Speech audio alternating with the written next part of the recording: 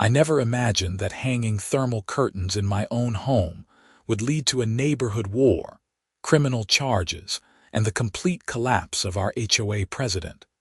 But when Brenda Whitmore knocked on my door that frozen January morning in Lakewood, Colorado, I knew my peaceful life was about to shatter. The temperature had dropped to -15 degrees the night before, and I was grateful for the thick thermal curtains I'd installed just 2 weeks earlier. They'd cost me nearly $800, but the savings on my heating bill were already noticeable. I'd gone from running my furnace constantly to maintaining a comfortable 70 degrees with half the effort. My windows, which had always formed thick ice patterns on the inside during Colorado's brutal winters, now stayed clear and warm to the touch. I was drinking my morning coffee when the pounding started. Not a polite knock, but the aggressive hammering of someone who believed they had authority. I opened the door to find Brenda standing there in a purple parka that was at least 2 sizes too small, her bleached blonde hair pulled back so tight it gave her a permanent look of surprise. She was clutching a leather folder with the Pinewood Estates HOA logo embossed on the front. "Ethan Quentin," she said, not as a greeting but as an accusation. "We need to talk about your window treatments." I blinked at her, still holding my coffee mug. "Good morning to you too, Brenda. What about my window treatments?" She pushed past me into my entryway without invitation, her boots tracking snow onto my hardwood floors. "The HOA board held an emergency meeting last night. Your thermal curtains are in violation of the Aesthetic Uniformity Clause in Section 12, Paragraph 8 of our bylaws. All window treatments visible from the street must be white, cream, or light beige sheers or blinds. Your thick curtains are creating an eyesore and bringing down property values." I closed the door against the frigid wind and turned to face her. "Brenda, they're cream-colored. And they're on the inside of my house. How exactly are they bringing down property values? Don't take that tone with me." She flipped open her folder and pulled out a printed photograph of my house. Someone had taken it from the street, zoomed in on my living room windows. "See. The fabric is clearly thicker than regulation sheers. It blocks the light completely. It makes your house look dark and uninviting. It's -15 degrees outside. The curtains are keeping my house warm. That's what heating systems are for, Ethan." She pulled out a form and slapped it on my entry table. "This is a notice of violation. You have 72 hours to remove the non-compliant window treatments and replace them with approved materials. There's a list of pre-approved vendors on page 3. Failure to comply will result in a fine of $200 per day until the violation is corrected." I picked up the form, scanning it in disbelief. "You're fining me for having curtains that keep my house warm in the middle of winter." "I'm enforcing the rules that every homeowner in Pinewood Estates agreed to when they purchased their property." She smiled, the kind of smile that didn't reach her eyes. "If you don't like it, you're welcome to sell and move somewhere without standards." "Let me see the exact bylaw you're referencing." She flipped through her folder with obvious irritation and pulled out a stapled document. "Section 12, Paragraph 8. All window coverings visible from exterior common areas must be light-colored sheers, blinds, or other treatments that maintain the community's bright and welcoming aesthetic. Dark, heavy, or opaque window treatments are prohibited." I read the paragraph twice. "Brenda, my curtains are cream-colored. They're light-colored. The thickness makes them appear dark because they block all the light. Don't play semantic games with me." So every homeowner has to choose between following HOA rules and having a reasonable heating bill. "I don't have thermal curtains and my heating bill is perfectly manageable." She zipped her folder closed with a flourish. 72 hours, Ethan. The clock is ticking. After she left, I stood in my entryway, staring at the violation notice. I'd lived in Pinewood Estates for 3 years without any problems.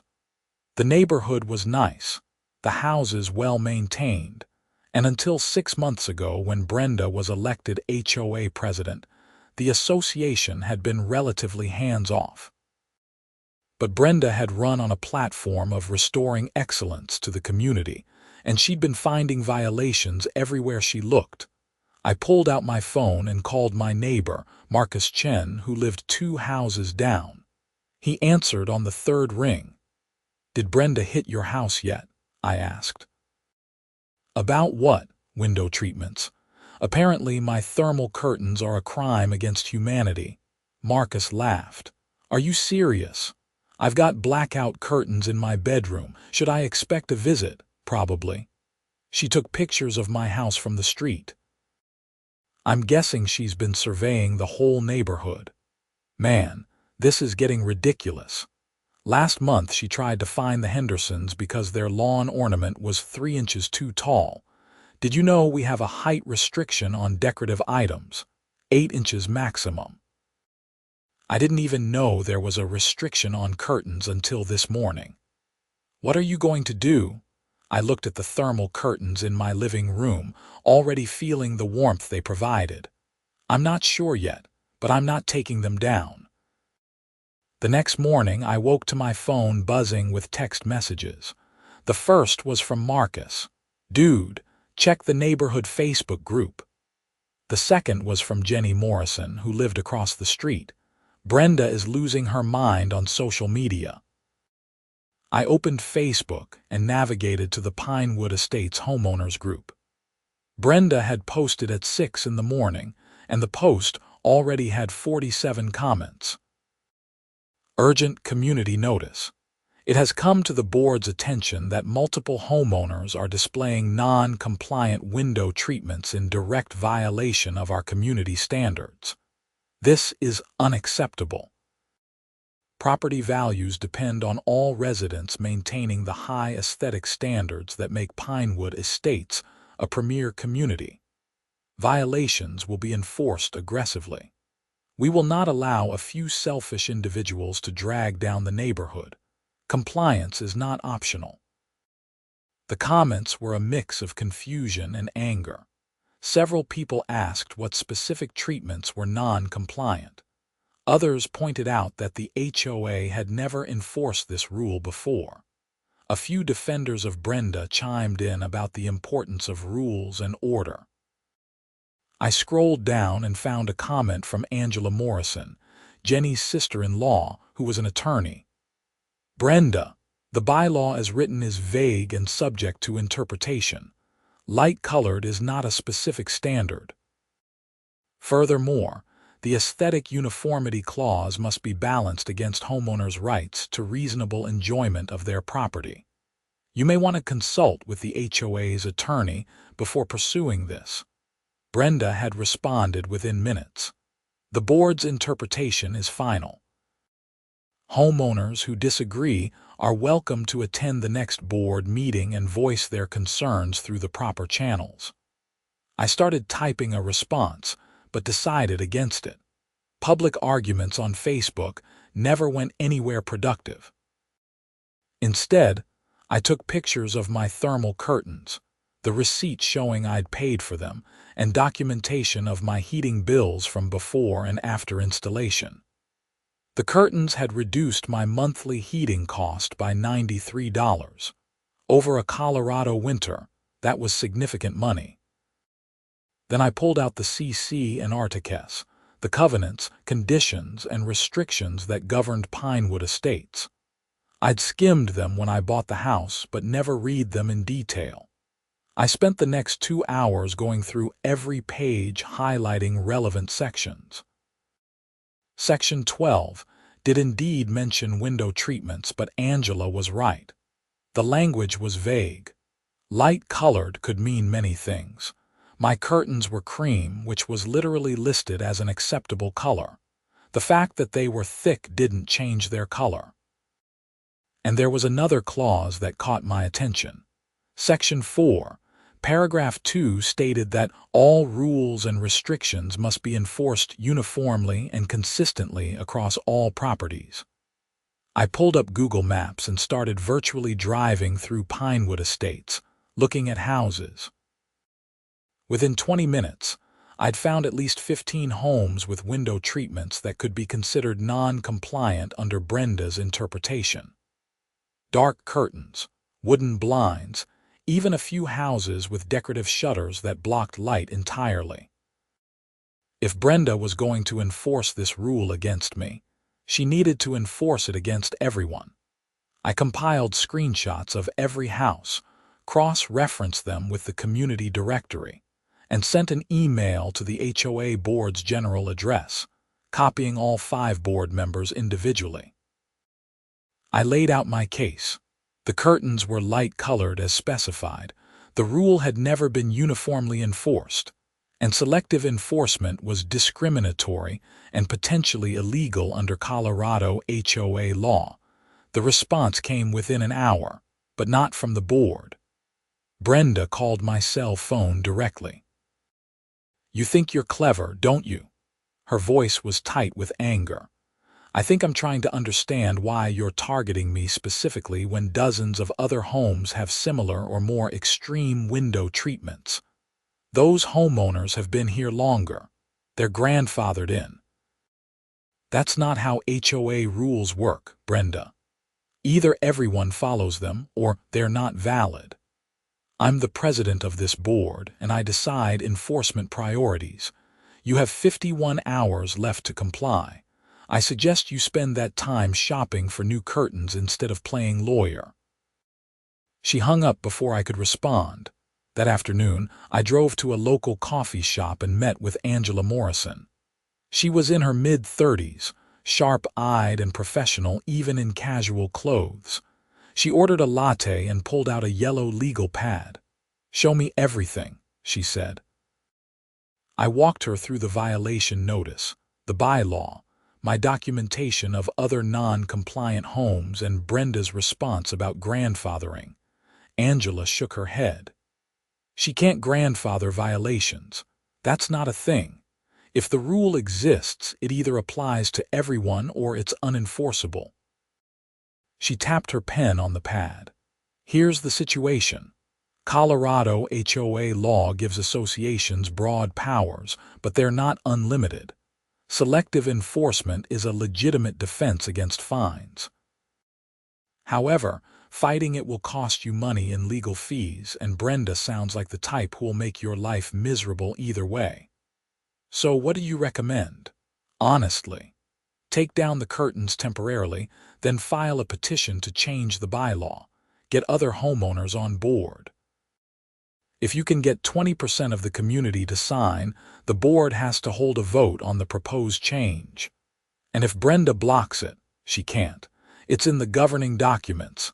Any homeowner can petition for a bylaw change with sufficient support." Angela smiled. "The beauty of HOAs is that the board serves the homeowners, not the other way around. Brenda seems to have forgotten that." I left the coffee shop with a plan. I spent the rest of the day drafting a petition to amend Section 12, Paragraph 8. My proposed change was simple. Window treatments of any color, opacity, or style are permitted provided they are installed on the interior of the home and are not damaged, torn, or in visible disrepair. Then I started knocking on doors. The first house was the Hendersons, the couple Brenda had targeted over their lawn ornament. Tom Henderson answered, a friendly guy in his 60s who'd retired from teaching. "Ethan, come in. I heard about your curtain situation. Brenda came by here yesterday too." "What did she say?" "That my bedroom curtains were too dark. Wanted me to replace them with white sheers." He shook his head. "My wife and I work nights. We need blackout curtains to sleep during the day.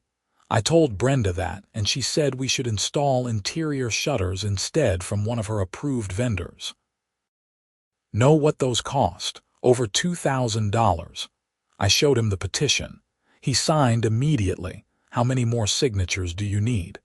There are 83 homes in Pinewood Estates. I need 17 signatures. You'll have it by tomorrow. Half this neighborhood is fed up with Brenda. Tom was right. By 9 o'clock that night, I had 23 signatures. By noon the next day, I had 41. People were angry, not just about the curtain rule, but about Brenda's entire approach. She'd been fining people for minor violations, demanding expensive corrections, and treating homeowners like subjects rather than neighbors. One woman, Patricia Ellis, told me she'd received a violation for having the wrong shade of brown mulch in her flower beds.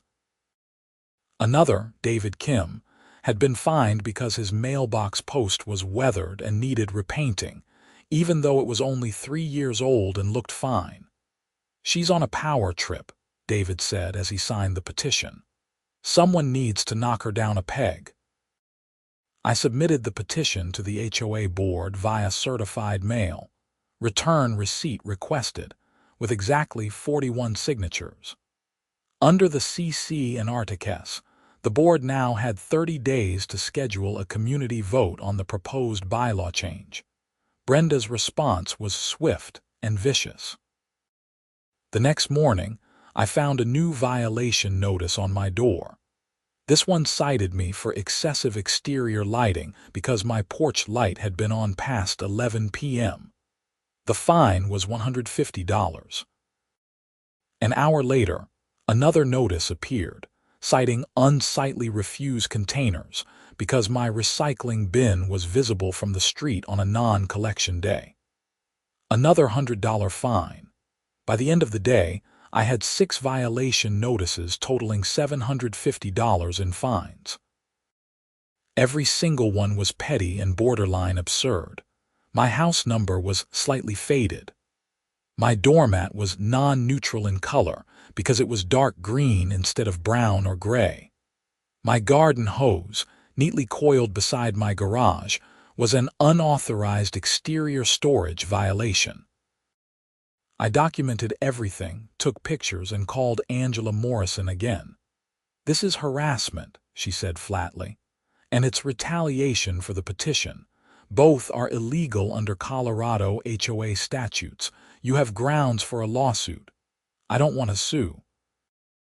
I just want to live in my house without being targeted. Then we need to make this public. File a formal complaint with the Colorado HOA Information Office. They handle disputes and can investigate. In the meantime, don't pay any of these fines. Let them pile up. It'll demonstrate the pattern of harassment." I filed the complaint that afternoon. The state office confirmed receipt and said an investigator would contact me within 2 weeks, but Brenda wasn't done. 3 days later, I received a certified letter from the HOA's attorney, a firm called Morrison and Hart, no relation to Angela. The letter informed me that due to ongoing violations and failure to comply with community standards, the HOA was placing a lien on my property for the unpaid fines, which now totaled $1,250 with late fees and administrative charges. A lien meant they could eventually foreclose on my house if I didn't pay. Over curtains and a garden hose, I called Angela immediately. She was furious. "They can't do this. Not this quickly. There's a process. They have to give you time to dispute the fines before filing a lien. This is absolutely illegal." "What do? We fight. Officially. I'm going to represent you and we're going to destroy her case." Angela filed an emergency motion with the Jefferson County District Court to remove the lien and enjoin the HOA from further retaliation. The hearing was scheduled for the following week. In the meantime, something interesting happened. The temperature dropped even further. Colorado was experiencing one of its coldest winters in decades, with sustained temperatures below zero and wind chills hitting -30. And Brenda's house, which sat on the corner lot at the entrance to Pinewood Estates, became the neighborhood spectacle. I first noticed it when I drove past on my way to work. Her windows were covered in thick sheets of ice, frost patterns so dense you couldn't see through them at all. Not just on the outside, but the inside too. Ice was forming on the interior panes, dripping down in frozen cascades. By that afternoon, the neighborhood Facebook group was buzzing. Someone had posted a picture of Brenda's house with the caption, "Does our HOA president know her windows are turning into igloos?" Marcus texted me, "Dude, have you seen Brenda's house? It's like Elsa lives there." I drove by again that evening. It was worse. Every single window on the front of her house was completely frosted over, thick white ice obscuring everything. Her porch light was on, and I could see the glow, but the windows themselves were opaque. The irony wasn't lost on anyone. Brenda, who had demanded I remove my thermal curtains, clearly didn't have any herself, and her house was paying the price. The next morning I saw her outside with a hairdryer, trying to melt the ice on her living room window. It was 8 degrees outside. The hairdryer was doing nothing. Tom Henderson walked over to me as I was getting my mail. "You know what I heard? Brenda refuses to put up thermal curtains because she thinks they're ugly. Says she'd rather pay extra for heating than compromise her aesthetic standards." "How much extra?" "Her heating bill last month was over $600. My wife talked to her sister-in-law. She's been complaining about it constantly but won't change anything because it would mean admitting you were right." I almost felt bad for her. Almost. But then, I remembered the $750 in bogus fines and the illegal lien on my house. The court hearing arrived. Angela had prepared a detailed brief outlining every illegal action the HOA had taken. We had photographs, documentation, witness statements from other homeowners about Brenda's harassment, and evidence of selective enforcement. Brenda showed up with the HOA's attorney, a middle-aged man named Richard Hart, who looked uncomfortable from the moment he sat down. The judge, a no-nonsense woman named Susan DeLuca, reviewed the briefs before the hearing even started. "Mr. Hart," she said, "I've read your client's position and I have some concerns. Let's start with the lien. Can you explain why it was filed less than 2 weeks after the initial violation notice?" Hart cleared his throat. "Your Honor, the violations were egregious and ongoing. The board felt immediate action was necessary. The violations were for curtains and a garden hose. And according to the documentation here, there was no hearing, no opportunity for Mr. Quentin to dispute the fines, and no compliance with the statutorily required timelines. Are you familiar with Colorado Revised Statute 3833.308? "I am, Your Honor." Then you know that an HOA must provide notice, an opportunity to be heard, and a reasonable time to cure before imposing fines, let alone filing a lien. None of that happened here. The homeowner was given 72 hours to comply with the initial violation. Judge DeLuca looked at me. "Mr. Quentin, did the HOA offer you a hearing before the board to dispute the initial violation?" "No, Your Honor. I received a notice and was told I had 72 hours to comply or face fines. When I asked questions, the HOA president told me her interpretation was final." The judge turned back to Hart. "Your client violated state law. The lien is removed, effective immediately. The fines are void. Furthermore, I'm ordering the HOA to reimburse Mr. Quentin for his court costs and attorney fees." She looked at Brenda, who was turning red in her seat. "Miss Whitmore, do you understand that HOA boards are not dictatorships? You serve at the pleasure of the homeowners and you're bound by state law." Brenda stood up. "Your Honor, with all due respect, we're trying to maintain property values. If we allow everyone to do whatever they want, the neighborhood will fall apart." "Sit down, Miss Whitmore." The judge's voice was sharp. You're not addressing the core issue. Selective enforcement, retaliation against homeowners who exercise their legal rights, and failure to follow statutory procedures are all serious violations. If I see another case like this come across my desk involving Pinewood Estates, I'll recommend the state HOA office investigate the entire board for misconduct. We left the courthouse victorious. Angela was practically glowing. "That was beautiful," she said. "Judge DeLuca destroyed them." What happens now? They'll be more careful, and your petition for the bylaw change is still active.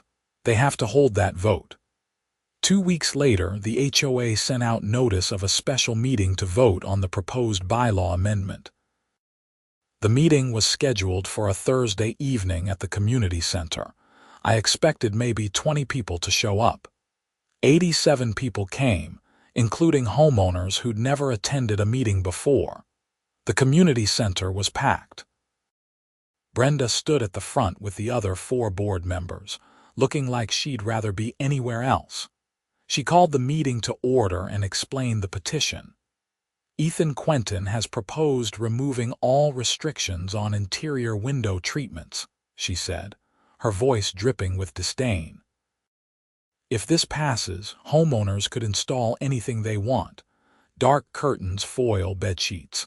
The neighborhood would look trashy within a month. Tom Henderson raised his hand. "Brenda, the proposal says treatments have to be in good repair. It's not a free-for-all. It removes our ability to maintain standards." Angela Morrison stood up. "Actually, it removes your ability to selectively harass homeowners. There's a difference." The room erupted in applause and laughter. Brenda's face went crimson. The vote wasn't even close. 71 homeowners voted in favor of the amendment. 12 voted against. 4 abstained. The bylaw was changed. I thought that was the end of it. I was wrong. A week after the vote, I came home from work to find my front door slightly ajar. I always locked it. Always. My stomach dropped as I pushed it open. My house had been ransacked. Drawers were pulled out, cushions were thrown off the couch, and papers were scattered everywhere. But nothing seemed to be missing. My TV was still there, my laptop was on the kitchen table, and my wallet was sitting on the counter where I'd left it. This wasn't a burglary. This was a search. I called the police immediately. 2 officers arrived within 15 minutes. I walked them through the house, pointing out the damage. "Anything taken?" the first officer, a young guy named Martinez, asked. "Not that I can tell. That's what's weird." "Any idea who might have done this?" I hesitated. "I've been having issues with my HOA president. She's been harassing me for months. We just went to court over it." The second officer, an older woman named Patterson, looked up from her notepad. "HOA harassment escalating to breaking and entering. That's a new one. You think she'd really go this far? I don't know. Maybe." They took fingerprints, filed a report, and told me to install security cameras. I did exactly that, ordering a full system with cameras covering every entrance and motion-activated recording. 3 days later, the cameras caught something. I was at work when my phone buzzed with a motion alert. I opened the app and watched as someone approached my back door. They were wearing dark clothing and a ski mask, and they were carrying something. They tried the door, found it locked, and then started tampering with the lock. I called 911 immediately, watching the live feed as the police were dispatched. The person got the door open and stepped inside. 2 minutes later, police cruisers pulled up and officers surrounded the house. I left work and drove home as fast as I could. When I arrived, there was a police car in my driveway and another on the street. An officer met me at the front door. "Mr. Quentin, we caught your intruder." "Who was it?" "A woman named Brenda Whitmore. Says she's your HOA president. Claims she had a right to enter your property to inspect for violations." I felt a surge of vindication mixed with shock. She broke into my house to look for HOA violations. That's what she's saying. We've arrested her for breaking and entering and criminal trespassing. She's being processed now. I walked inside. Brenda was sitting on my couch in handcuffs, still wearing the ski mask around her neck. She glared at me with pure hatred. "You did this," she hissed. "You've destroyed this neighborhood with your selfishness." Officer Patterson stepped between us. "Miss Whitmore, you have the right to remain silent. I suggest you use it." They took her away. I spent the next hour giving a statement and reviewing the security footage with the officers. The video clearly showed Brenda picking my lock and entering without permission.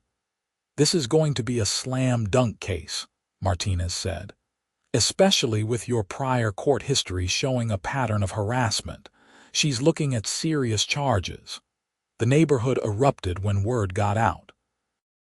The Facebook group was flooded with posts of disbelief, outrage, and a surprising number of people saying they weren't surprised at all.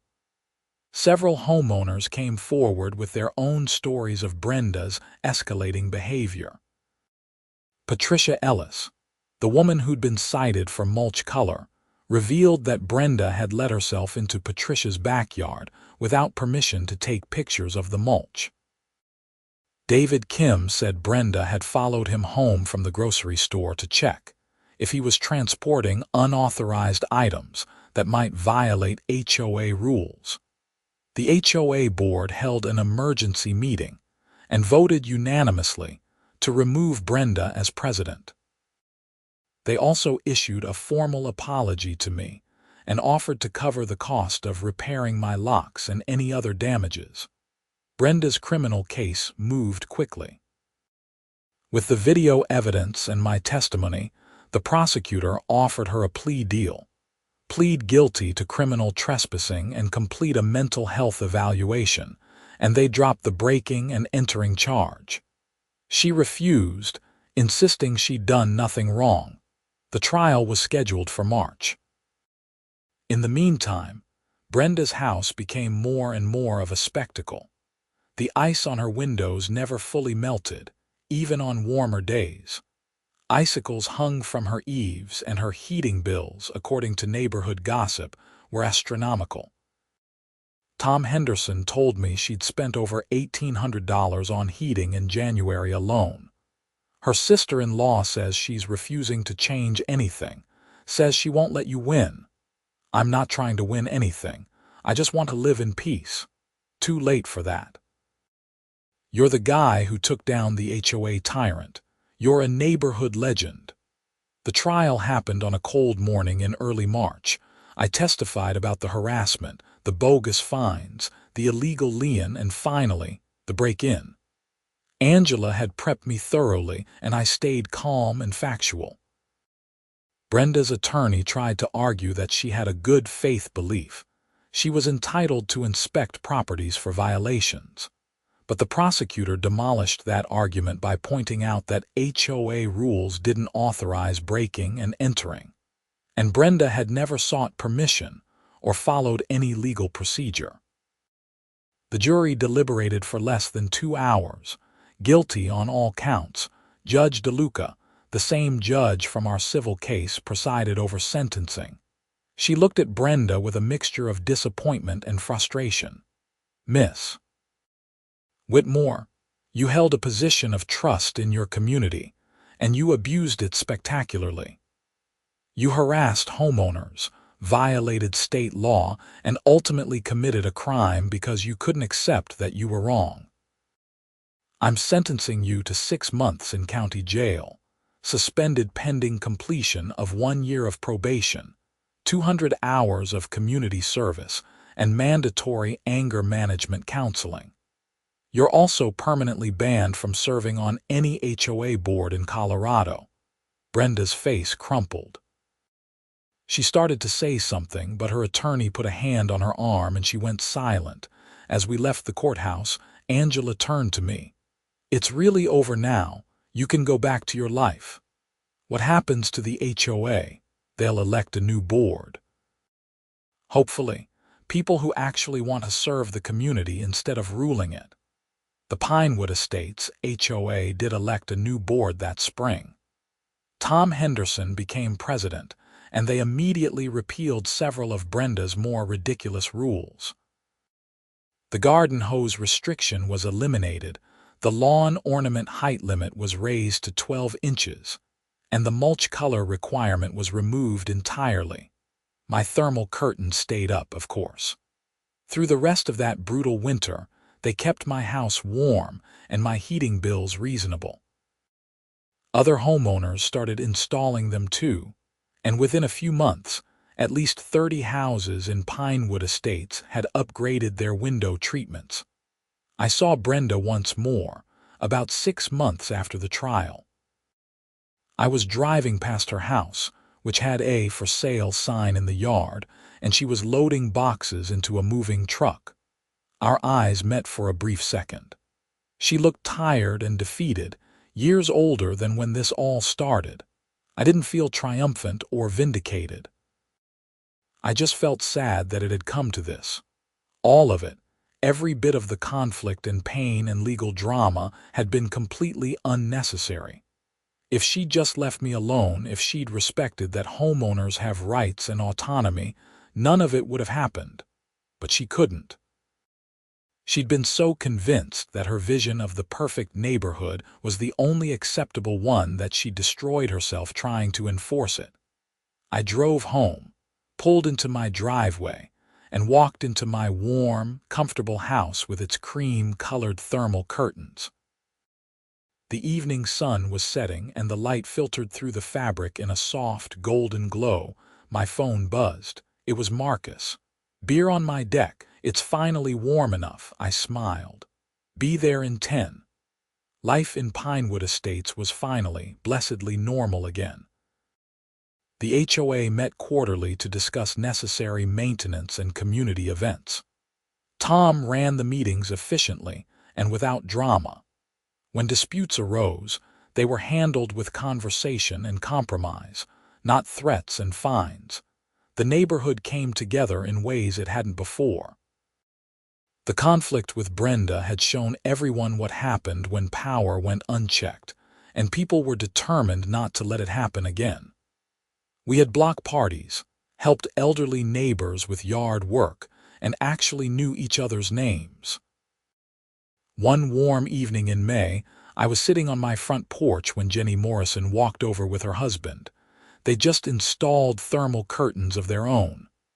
"I wanted to thank you," Jenny said, "for standing up to her. I know it cost you a lot of stress and money." Angela got most of my costs reimbursed, and honestly, it was worth it to live somewhere sane. Still, a lot of people would have just taken down the curtains and avoided the fight. You didn't, and the whole neighborhood is better for it. After they left, I sat there as the sun went down, thinking about the whole crazy journey. It had started with such a simple thing, curtains to keep my house warm during a Colorado winter. It had spiraled into harassment, legal battles, break-ins, and criminal trials.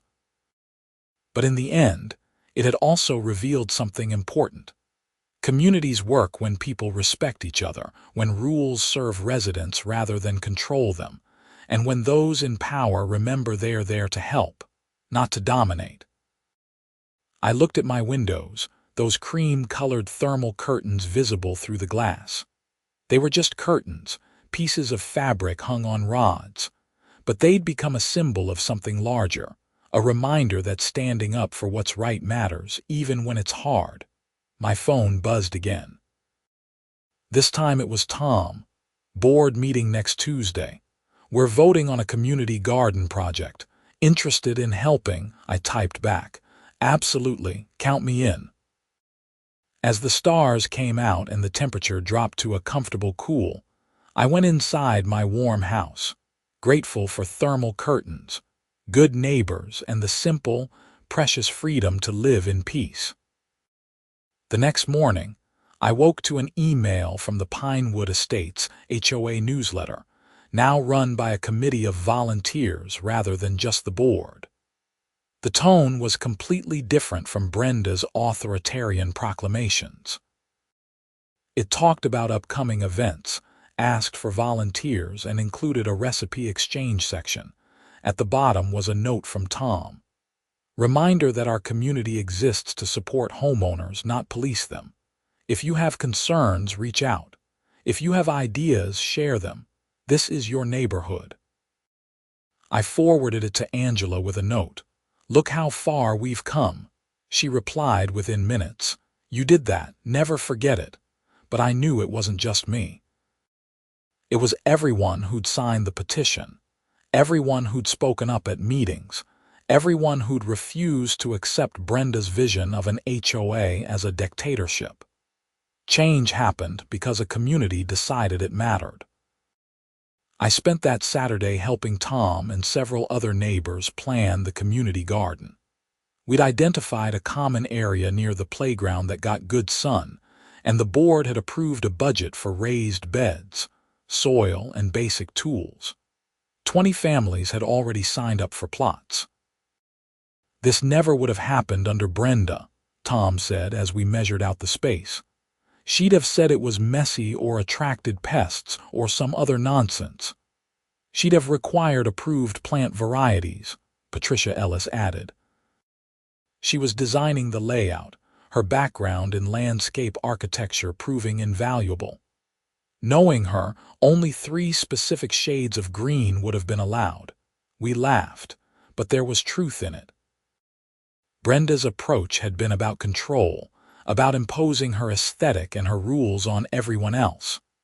The new board was about enabling community, about giving people space to make the neighborhood their own. As spring turned to summer, Pinewood Estates transformed. The community garden flourished, with tomatoes, peppers, herbs, and flowers creating a riot of color and life. Kids played in the playground while parents gardened nearby. Neighbors chatted over fence lines and helped each other with projects. The house Brenda had lived in sold in June. A young couple with 2 kids moved in, and they immediately became part of the community fabric. I helped them install thermal curtains in their living room, sharing my story about why they mattered. They laughed and thanked me, saying they'd heard rumors about the Great Curtain War, but hadn't known I was the one at the center of it. You're kind of famous, the husband Jake said. The realtor mentioned that this neighborhood had some drama with an HOA president, but that it was all resolved. Honestly, it made us feel better about buying here. Shows the community can stand up for itself. His wife, Melissa, nodded. We looked at houses in 3 different HOAs. 2 of them felt oppressive, like you couldn't breathe without permission. This one felt different, alive. That's what we'd fought for, I realized. Not just the right to hang curtains, but the right to make our homes our own, to live without constant scrutiny and arbitrary rules. The right to be human in our own spaces. By the time fall arrived, I'd almost forgotten the intensity of the previous winter. Almost. Every time I looked at my thermal curtains, now slightly faded from months of sun, I remembered. And every time I paid my heating bill, significantly lower than the year before, I smiled. The first snow came in October, earlier than usual. I watched it fall from my living room, the room kept warm by those controversial curtains. My phone rang. It was Angela. Hey, I just wanted to check in. I heard Brenda finished her probation. Where is she now? Moved to a condo in Denver. A place with no HOA, ironically. Her sister-in-law says she's working as an administrative assistant and staying out of community politics entirely. Good for her. Genuinely. You mean that? I thought about it. Yeah, I do. She needed to stop, and she has. That's the best outcome for everyone. Angela was quiet for a moment. You're more forgiving than I'd be. I'm just tired of being angry. It doesn't serve anyone. After we hung up, I made dinner and settled in for the evening. The snow continued to fall and the temperature dropped. But inside, my house was cozy and warm. the thermal curtains doing their job perfectly. I thought about everything that had happened, the entire arc from that first knock on my door to where we were now. It had been exhausting and infuriating and scary at times, but it had also been necessary. Sometimes you have to fight for the simple right to live in peace. The neighborhood thrived through that second winter. The community garden lay dormant under snow, but plans were already underway to expand it in the spring. The HOA board functioned smoothly, handling necessary business without drama or overreach. And my thermal curtains hung in my windows, keeping me warm through the cold months, a quiet testament to the idea that sometimes the smallest acts of resistance matter most. As December arrived and the holidays approached, Tom organized a neighborhood potluck. 60 people showed up, cramming into the community center with dishes and desserts and drinks. Kids ran around while adults chatted and laughed. It felt like a real community, the kind of place where people knew and cared about each other. Near the end of the evening, Tom clinked a glass to get everyone's attention. "I just want to say thank you to everyone who's made this neighborhood what it is. A year ago, we were dealing with some difficulties, but we came together, stood up for what was right, and created something better. I'm proud to be part of this community." People applauded. Several looked at me, and I felt my face flush. I hadn't done it for recognition. I'd done it because it was the right thing to do. As the evening wound down and people headed home through the gently falling snow, Marcus caught up with me in the parking lot. "It's wild, isn't it? How much can change in a year?" "Yeah," I agreed. "It really is. You ever regret it?" All the stress and fighting. I looked back at the community center, at the warm lights and the silhouettes of neighbors helping clean up, at the snow-covered streets of Pinewood Estates, at my house visible in the distance with its cream-colored thermal curtains barely visible through the windows. "Not even for a second," I said. Marcus clapped me on the shoulder. "Good man. See you around." I drove home slowly, savoring the quiet beauty of the neighborhood under fresh snow. When I pulled into my driveway and walked into my house, the warmth enveloped me immediately. I hung up my coat, kicked off my boots, and looked around at my home, my space, my sanctuary. Those thermal curtains had started everything, but they'd also ended up meaning something much bigger. They represented autonomy, the right to make decisions about your own property and your own life. They represented resistance against arbitrary authority. And they represented the power of community to push back against those who would control it. I made a cup of tea and settled onto my couch, looking at those curtains one more time. In the morning, the sun would filter through them, creating that soft golden light I'd come to love. The house would stay warm all night, efficient and comfortable. And I would wake up in a neighborhood where people respected each other, where rules served rather than oppressed, and where a man could hang whatever curtains he wanted in his own home without fear. It was a simple thing, really. But simple things matter. Sometimes they matter most of all. As I sipped my tea and the snow fell outside, I felt a deep sense of contentment. The battle was over. The community had won. And those thermal curtains would hang in my windows for years to come, a quiet reminder that standing up for what's right, even in small ways, can change everything. The story of the Great Curtain War of Pinewood Estates became neighborhood legend, told to new residents as a cautionary tale and an inspiring one. It was about what happens when power goes unchecked. Yes, but more importantly, it was about what happens when people find the courage to say no, to stand up, to demand better. And every winter, when the temperature drops and the snow falls and Colorado shows its brutal cold side, homeowners throughout Pinewood Estates look at their thermal curtains, whatever style or color they may be, and remember that sometimes the coziest homes are the ones you fought to keep warm. I finished my tea and headed to bed, the house maintaining its perfect temperature through the night, the curtains doing their job, the neighborhood sleeping peacefully under a blanket of snow. It was everything I'd fought for, and it was worth every moment of the struggle. The next chapter of Pinewood Estates would be written by all of us together, in a community where people mattered more than rules, where neighbors helped neighbors, and where everyone had the freedom to make their homes truly their own. And that, in the end, was the most valuable victory of all.